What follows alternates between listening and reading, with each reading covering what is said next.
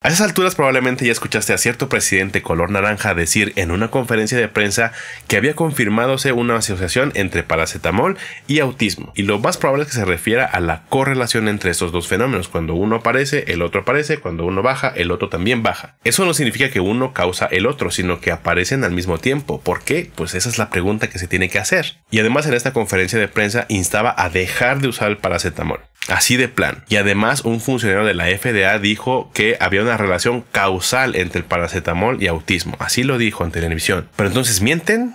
Sí, pero no. Es complicado. Primero, recordemos qué es el autismo. Es un trastorno del neurodesarrollo en donde las personas que viven con autismo tienen limitaciones en la socialización, conductas repetitivas y restringidas a ciertos intereses muy particulares que se pueden notar desde la infancia muy temprana. Además que pueden haber alteraciones del lenguaje, pueden haber rasgos de agresividad y tendencia a la autolesión. Esto depende mucho de cómo se alteró ese neurodesarrollo, en qué etapa durante el embarazo. Hasta ahora la respuesta más satisfactoria que tenemos es que es un asunto multifactorial. Es decir, no tenemos una sola causa que se relacione de manera directa con el autismo, sino que tienen que ver varias cosas, involucrando los genes, el ambiente, el desarrollo durante el embarazo y en la vida postnatal. Y sí existe una sospecha de que el paracetamol podría estar involucrado en trastornos del neurodesarrollo.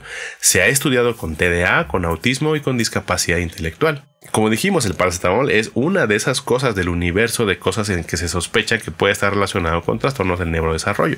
Algunos estudios encuentran una asociación de alrededor de 20-25% más de riesgo de presentarse un trastorno del neurodesarrollo cuando se usa paracetamol. Sin embargo, los investigadores no pueden separar el uso del paracetamol a la condición que te llevó a usar el paracetamol en primer lugar, es decir, una infección que te causa fiebre o dolor de cabeza que te hizo llevar a tomar el paracetamol. Y aquí tú puedes pensar, es que Big Pharma solo quiere vender, dejen de tomar paracetamol y ya, ¿no? Se soluciona el problema. Y esta fue la respuesta del presidente color cheto. Literalmente dijo, no hay ningún riesgo de no usar el paracetamol. Es decir, dejen de tomarlo, mis chiquillos, yo les aseguro que no pasa nada. Parecía una respuesta lógica, ¿no? Pues no, bebecite. La lógica no siempre nos lleva a la decisión más adecuada, más segura o más mejor. Que ya definir mejor es un poco complicado en este aspecto. Especialmente si sigues ese razonamiento lógico, pero con una visión muy reducida, muy simplificada del problema, porque estás ignorando otras cosas. Es decir, la hipertermia materna, la fiebre durante el embarazo, se puede asociar con defectos del cierre del tubo neural, es decir, sí existe un riesgo de tener fiebre durante el embarazo no tratada. Es más, las infecciones y la fiebre durante el embarazo, no importa en qué trimestre, se pueden asociar con hasta 300% más riesgo de que aparezca un trastorno del neurodesarrollo, incluyendo el autismo. Pero a ver, vamos a ejemplificar qué significan todos esos porcentajes en un ejemplo un poquito más mundano. Digamos que trabajas en un lugar en donde te pagan 10,000 pesos y el riesgo de tener autismo vamos a ponerlo como si fuera un impuesto, una deducción. La prevalencia del autismo a nivel mundial es de alrededor del 1%. Eso significa que de esos 10,000 pesos te van a descontar 100 pesos. Entonces, cuando decimos que el paracetamol aumenta 25% el riesgo de presentar autismo, significa que te van a quitar 5 de estas. 25 pesos más de esos 100 que ya te quitaban. Pero ¿qué pasa si no tomas paracetamol y tienes fiebre?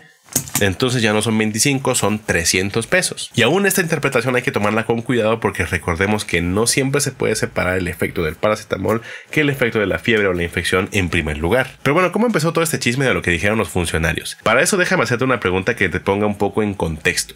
¿Qué edad tiene la persona más grande viva de tu familia? Si dijiste menos de 80, pues el autismo lleva investigándose desde antes que naciera esa persona. Y yo te cuento la historia más reciente. En 2018 se publica un metaanálisis en donde encontraron un riesgo entre 20 y 30% de asociación de paracetamol con neurodivergencias. Sin embargo, los investigadores reconocen que estas investigaciones tienen limitaciones al ser solamente observacionales, pueden haber sesgos en la información, se basan en encuestas y que podían mejorar la metodología. Y aquí mencionan que no se puede separar el efecto del paracetamol de la infección o la cosa que lo lleva a usar en primer lugar. Si te das cuenta, eso es un tema común. En 2021 hay un posicionamiento de expertos en donde piden que haya una etiqueta extra para el paracetamol por ese tema del riesgo de asociación con autismo y piden que haya más investigaciones y más precisas con un diseño que nos permita responder las preguntas que hasta ahorita no tienen una respuesta clara. En ese mismo año 2021 se publica un estudio que se realiza con encuestas telefónicas, o sea, le llaman a la mamá y le dicen, oye, ¿usted usó paracetamol? Sí. Ah, bueno. Y aquí se encuentra un aumento del 30% del riesgo cuando se usa paracetamol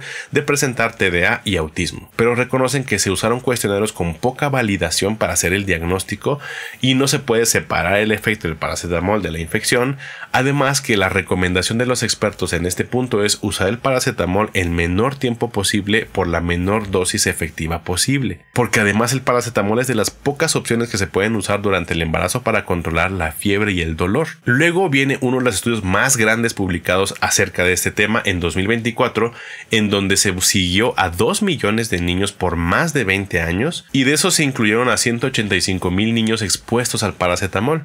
Bueno, ellos no, sino durante el embarazo. Y se vio que el riesgo ya no era de 25, sino de 5 pesos. 5% de aumento del riesgo en autismo, en discapacidad intelectual y 7% para TDA. Pero también analizaron a los hermanos. ¿Por qué era importante esto? Porque de alguna manera eso neutraliza el efecto de la genética al compartir genes al ser hermanos y del entorno en donde crecieron al tener los mismos padres. Y cuando se compara entre hermanos se encuentra un efecto protector, es decir, ya no te están descontando esos 5 pesos, te los están pagando extra, te está reduciendo el riesgo de autismo. Entre 4 y 15 pesos de abono en lugar de descuento. Lo mismo para el TDA, en lugar de quitarte te dan 2 pesos, 2% de reducción de riesgo. Y en discapacidad intelectual, en lugar de 5 pesos de deducción, son 1 pesito. Por lo que este estudio sugiere que el uso del paracetamol, al contrario, tiene un factor protector. Pero entonces en 2025 viene el estudio de donde se basaron estos funcionarios para hacer sus declaraciones. Se usó un estudio en la Universidad de Harvard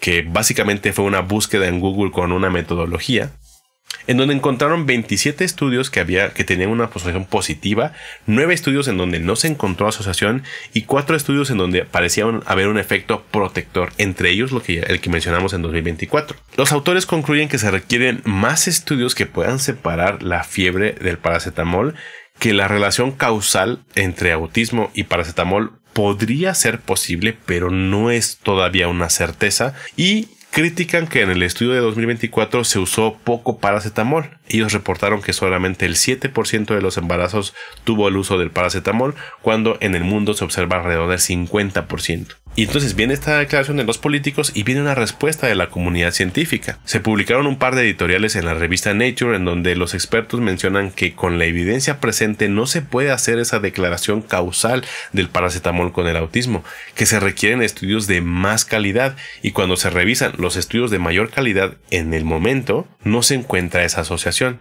Y critican que se buscan respuestas simples a problemas complejos, es decir, queremos tener un solo culpable cuando no entendemos todavía toda la dimensión del problema. Además se critican que se está justamente instrumentalizando esta incertidumbre. Y en 2025 se publica un estudio con más de 200,000 niños japoneses en donde encuentran igual que el paracetamol puede actuar como un factor protector si se analiza entre hermanos y como un factor de riesgo cuando se analiza sin hermanos, sin hacer este emparejamiento por hermanos. Por lo que concluyen que deben haber factores de confusión que no se están contemplando y que aún no existe una respuesta completamente tajante. Y sí, también en respuesta a esas declaraciones, algunas asociaciones médicas han insistido en que el paracetamol es una alternativa segura para el manejo de la fiebre y el dolor durante el embarazo, y que la única certeza es la incertidumbre, por ahora, que se requieren más y mejores estudios que puedan analizar todas las variables que nos faltan, y para eso se requiere pues inversión. ¿Quién diría que la política y la salud se conectan, verdad? Pero bueno, cuéntame tú qué opinas. Te leo en comentarios.